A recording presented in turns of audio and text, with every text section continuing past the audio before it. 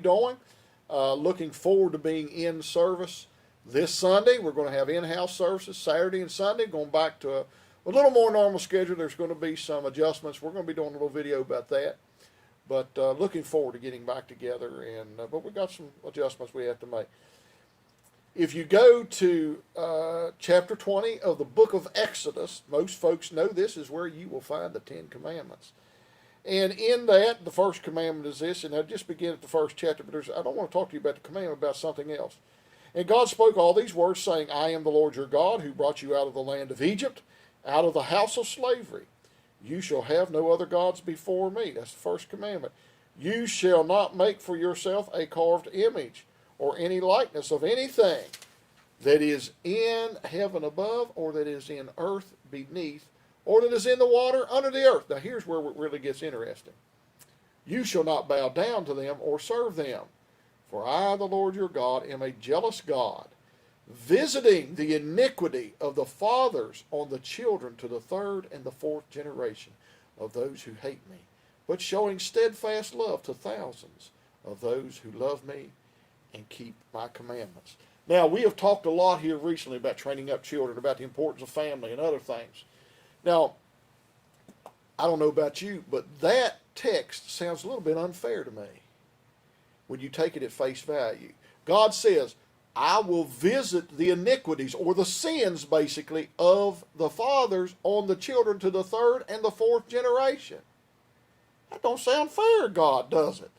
Why should my children and grandchildren, great-grandchildren, and great-great-great-grandchildren be held responsible for what I did? It's not what he's saying. What he is talking about is this, because I am responsible for my sin. You are responsible for your sin. Now, in Jesus Christ, there is forgiveness. All that is taken away. The punishment is gone. That's what happens in forgiveness. But there can be consequences to sin.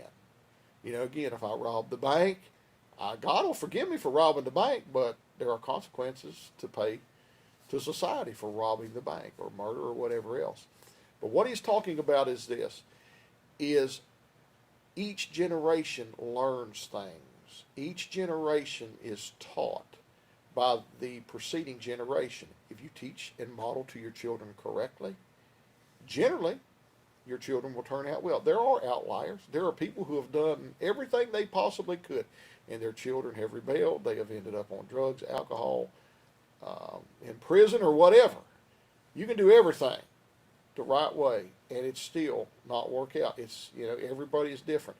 But generally, most of the time, if we do the right things, model and teach, our children will do better.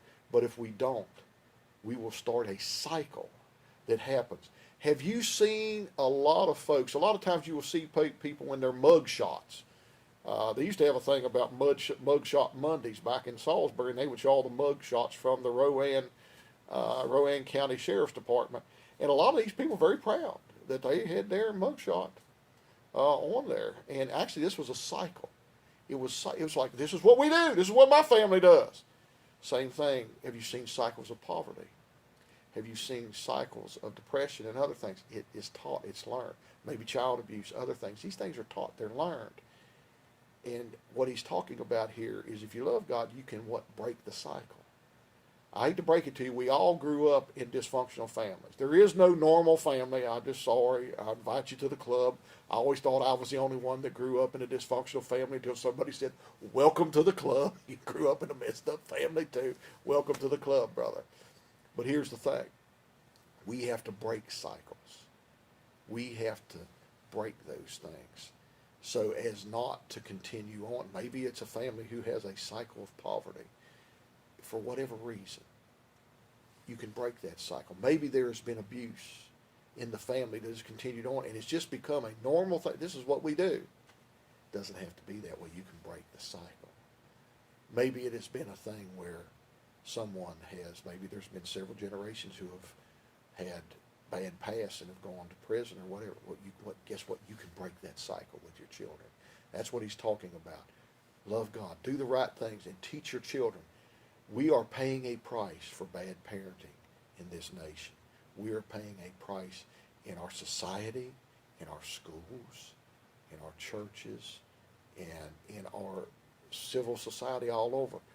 most of our great organizations, the church, the scouts, politics, you name it, sports, everything is suffering today because of this thing that we're talking about.